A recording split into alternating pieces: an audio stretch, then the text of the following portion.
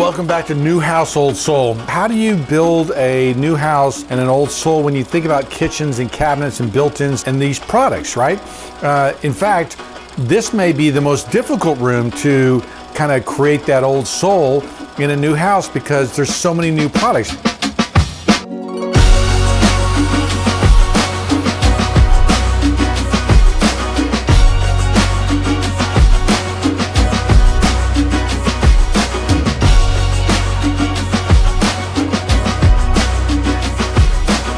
Build Original Series, hosted by Brent Hull. New House, Old Soul. Sponsored by Stellar Floors and the Unico System.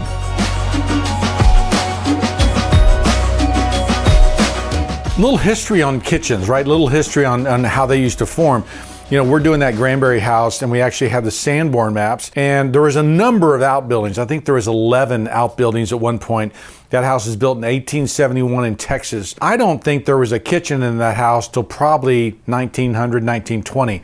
I think there was an outside kitchen that was part of, you know, how they prepared meals. And so you think about that's 150 years ago, and even up into the, you know, they didn't have running water coming into their street until like 1905, 1910. The things that make a kitchen work, right? The running water that you need to clean things wasn't even there until 1910. So as we think about this, we need to realize that the modern kitchen, right, was a service area for a long time. So maybe in the 1960s, maybe in the 1970s, you begin to have kitchens that become the living room of the house like they are today. What was that, 50 years ago? So the modern kitchen doesn't necessarily evolve, and because it's a fairly new thing, you know, getting it to blend and getting it to work is a challenge. So, you know, that's 1870s, that house, and it has an outdoor kitchen. And you see, you know, in the north, they have the kitchen that would be in the basement, at the bottom of the fireplace. That's where they cooked their meals. Then they came up to the main floors. No kitchen in the house. In the south, the kitchen was outside, fire and everything else, and heat and all those different problems. Then you get into the whole, you know, post-Civil War, and you get into early industrialization.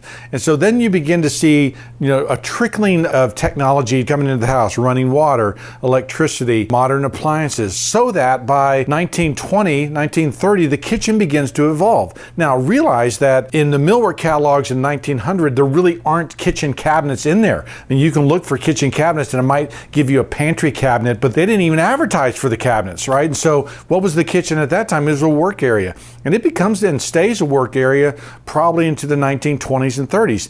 There are catalogs in the 1920s that talk about the workspace, right? The efficiency of the workspace, the efficiency that the kitchens were small. I mean, like the size of my office, because you wanted to have as few steps as possible, right? It was an efficient workspace. It was the way that we might set up a mill shop today or a garage shop, where you wanted to be very efficient about, you know, how you move things around and where everything was. By the late 1920s, you begin to have component cabinetry, where you could buy a lower base or an upper cabinet and things like that.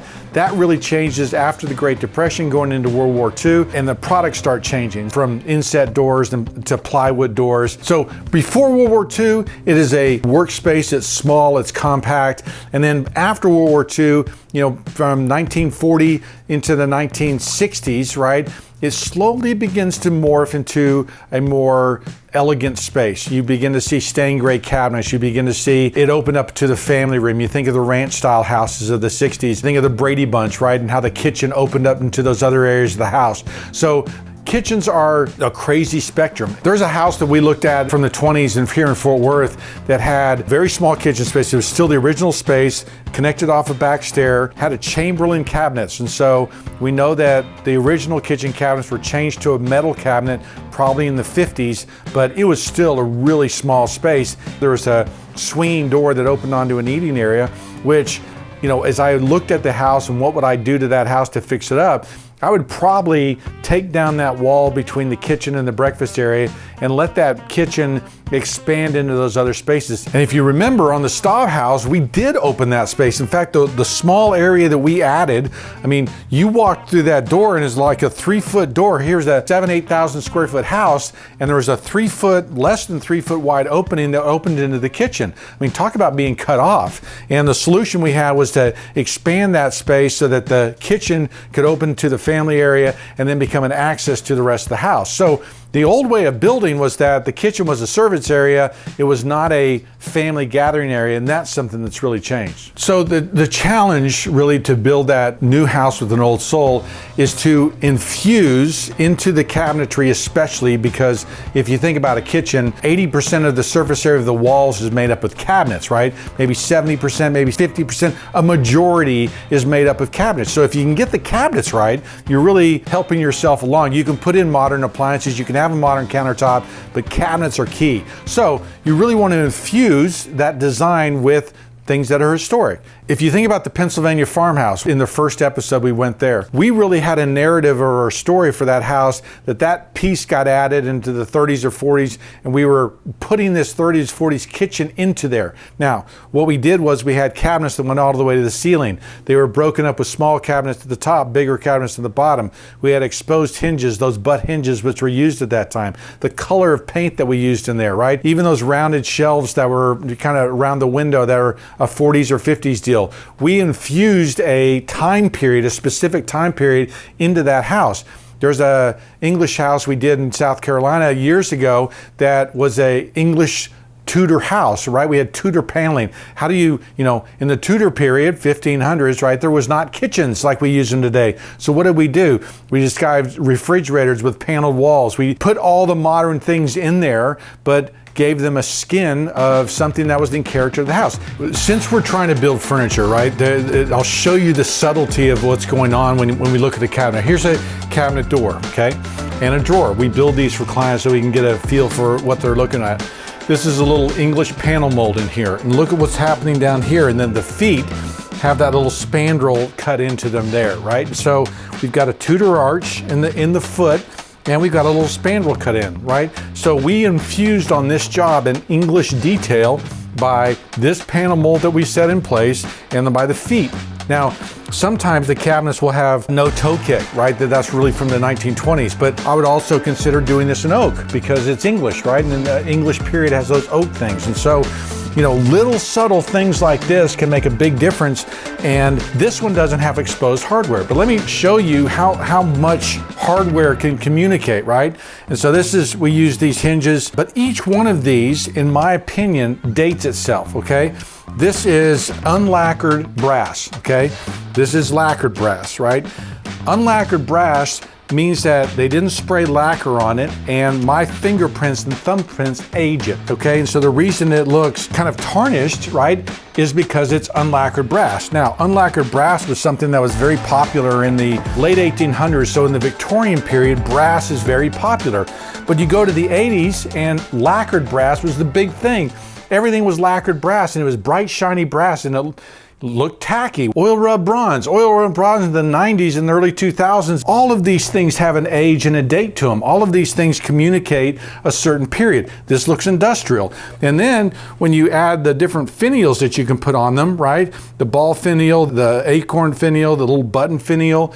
You can do all these finials and you can again tell more stories. This is called a cock's head hinge, right? And it sits on a door like this. This is a very definitive door type, and if I wanted to do something English, I might make my stiles a little bit bigger, but introduce a hinge like that. This is called a rat tail hinge, and you're gonna get the feel for how much variety we can do here, but this goes into your door here, and then this nails onto your cabinet and screws into your cabinet, and that's your hinge, right? Looks like a little boating flag, but that was very popular as an English thing. In the colonial period, this is called an H&L hinge, and because it looks like an H and an L, and it goes right here, and then it nails in right there, and it can give you a colonial revival look. And so all of these things, if I wanted Victorian, here's a Victorian pull, right? But because of that beading and everything else, the detailing on there, that it looks Victorian. I want to take you over to the Georgian house we did a few years ago, where we really have a hierarchy of cabinetry, from furniture-esque built-ins to kitchen cabinets to lower and secondary cabinets that have no exposed hinges, other ones that have exposed hinges, but all trying to communicate this classical Georgian feel in our millwork.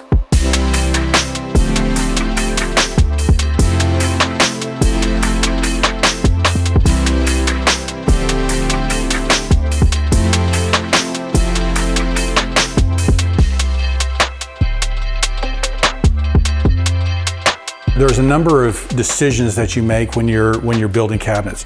Overlay doors, inset doors, exposed hardware, all those different things. And as we talked about, hardware is a very definitive piece of historic cabinets. Where does all this come from? As a reminder, it comes from furniture, right? That the furniture was the pieces, that's where, built-in cabinetry started, right? It didn't start with cabinetries. Cabinetry was always copying furniture. And so when we were building this piece here, right, to look like a antique cupboard, right, we built the entablature above, right? We put trim onto our cabinets, okay, that communicate it to be more of a piece of furniture. But look at the hinges, right? Now, I know you guys I get pushback, but the butt hinges, okay, and particularly this style of butt hinge is really important because it communicates that age and history and tradition. Look, the pushback I get on butt hinges is like, oh, what if the house moves? What if the thing? Well, we've been building cabinets for hundreds of years, okay? Things always move. There are ways to adjust cabinet doors so that they still fit right. And so if your cabinet guy is giving you the thing, well, I'm not gonna be able to go adjust that. not gonna claim warranty. Fine, I'll go find someone else who wants to help me out and build this thing. There are adjustable butt hinges. Amarok makes some. I don't like them as well. They're kind of too small. But this traditional butt hinge, I think, is really communicative of an older piece, an historic piece. And this is what I find in historic houses, the ball finial. That's why we really wanted it on our cabinets. Now, if you look over here onto a secondary cabinet, right? Notice there is no hinges here, right? These are done with the European hinge, right? So there's a balance in the dial. As you move around the house, it is a way of creating hierarchy. None of these cabinets in this house are overlay cabinet doors, right? Because that communicates a post-1950, as I explained, a European-styled thing that isn't appropriate, that isn't traditional. So historic cabinets, to get that historic look, the inset doors, making it look as much like a piece of furniture, whether it's the trim that you put on, the pedestal, the different ways of building it. You can still build your boxes, but you've got to have the trim right so it communicates the right story. The last piece of that hierarchy is really when we're trying to imply that we're building furniture. And look at these hinges. These are the olive hinge, okay? And they are a very unique, wonderful type of hinge, actually a lift-off type of hinge that has a great architectural tradition. So here is our 3 levels of hierarchy, right? We've got the olive hinges on the near pieces of furniture, the butt hinges in the kitchen, and then the European hinges with inset doors. All things that very subtly help us move that thing around to help communicate, age, tradition, history, narrative, right? All of those things are happening because of the hardware that we've used, the way we've built these cabinets, and the story that it helps to deliver.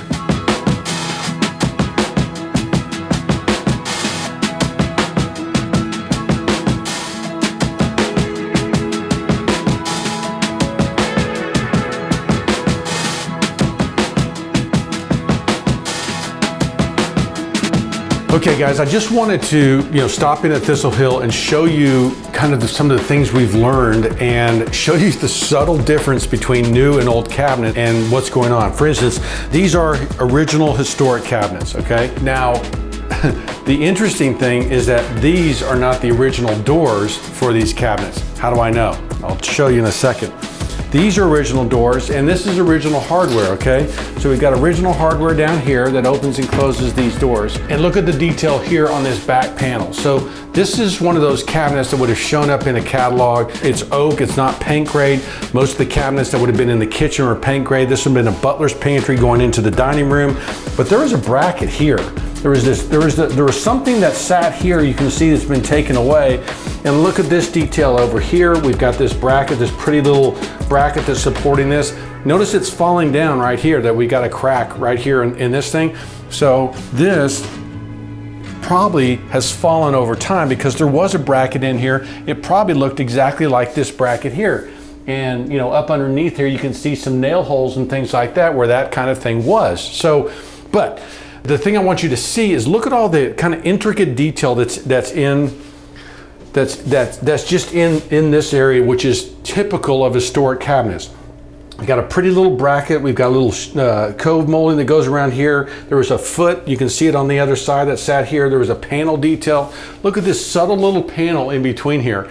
The X is in the little frieze there, the size of that crown, how it's incorporated all of these things are clues that we should, as we think about a new kitchen, we think about. So these hinges are like, that would be an exposed butt hinge like that. That's really interesting. Look at this little catch, but we can still get these catches. That's really interesting. The fact that they're slotted head screws instead of Phillips head screws is a clue. There's all of these clues that tell you that it's old. The main thing that's old, and the reason why I know that this door is not original, is that all of this wood is quarter sawn white oak, okay?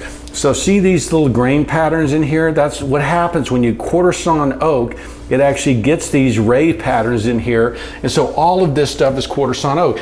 This is plain sawn, okay? So this is not original. Now, same thing goes over here. Now look what happens down here, okay? This, all of a sudden the hardware changes. This hardware, okay, there's a kind of a butt hinge by Amarok that is meant to be an adjustable butt hinge, okay? This is a non-adjustable butt hinge. This is an adjustable butt hinge. It's new.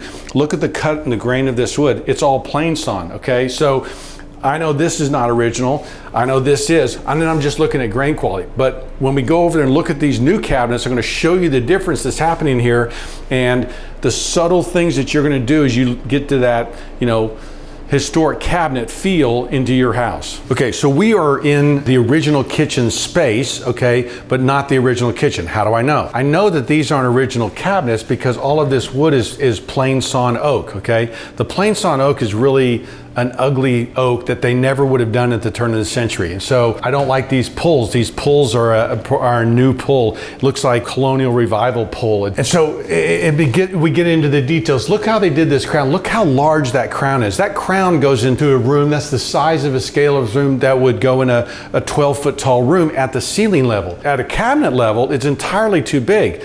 Look at the little cap on the door right there, right? The cap on that door is this big. This thing is 3 times as large as the other moldings that are in here that give you a sense of scale. So we know that, little things like that. I hope you see the things that I'm picking out, the things I'm picking up on. I also look at the floor tile. We got a 12 by 12 porcelain tile. Never would have been here. And so there are, all of these clues going on in this house that help me, date it and age it and know that it's later. Now, kitchens are notoriously a place that you want to update and you want to redo, but this kitchen could have been made so much better by having authentic period cabinets that went all the way to the ceiling, possibly areas for china storage and things like that.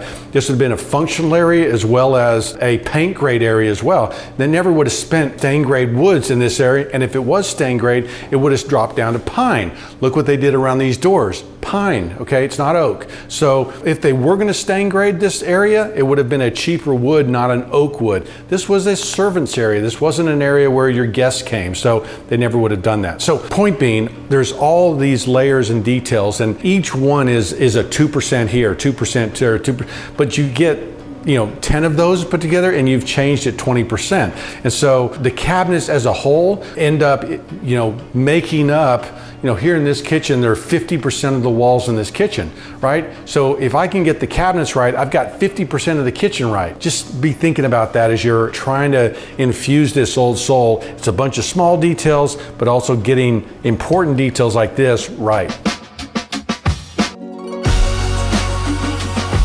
Talking with Wind Supply here in Delta. In this whole series, we've been trying to build a narrative and a story, and that old soul is kind of the magic, the secret sauce for a new house. And so we're talking with Amy, she's with Wind Supply, talking about these plumbing fixtures and the narrative of them and why they're so appropriate for these houses. Tell us what you've got here. These are really handsome looking, they look like they have a clear story. What do we got? We have the Delta Broderick here, and it's really great because it has an industrial farmhouse look, and they really thought about a lot of the details here, with the little nut here to really add that industrial look.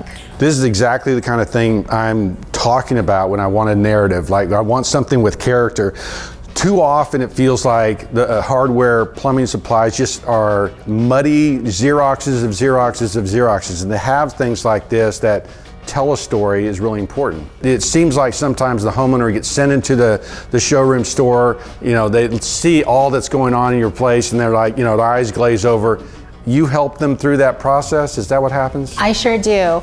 So a lot of people don't think about plumbing fixtures a lot. That's not something you think about every day. So when you walk into a showroom like our wind supply showroom, you're pretty overwhelmed. There's so much to look at, you don't know where to start, and that's where I come in.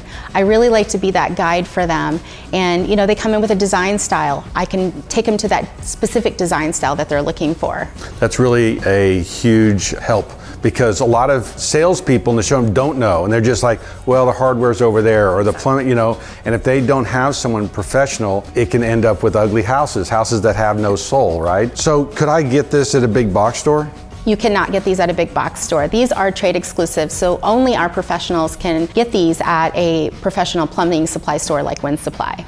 So your role, right? You maybe the quarterback or something on this process? You got plumber, homeowner, builder. What is your role exactly? What are you doing? I kind of bring it all together. I steer the products to the right people. So, you know, my plumbers are going to want their rough-in valves, and my designers are going to want to know the fixtures. My contractors are just want to know everything. When's it going to be there? When's it going to be here? When's the arrival time? So I really do quarterback all of that. Are you everywhere in the country? I mean, you know, where are Wind Supplies? Wind Supplies are located strategically throughout the U.S. We have 660 stores. Wow, a lot of stores. And distribution centers, hopefully? We're working towards, we have 7 distribution centers. Okay, and supply is not a problem right now? Supply is definitely not a problem. We are keeping up with the demand of our customers. Okay guys, so if you're interested in Wind Supply, what do they do? How do they find you? We do have a website provided that you can find your local Wind Supply. All right, well, for great narrative providing pieces like this from Delta and Wind Supply, check them out.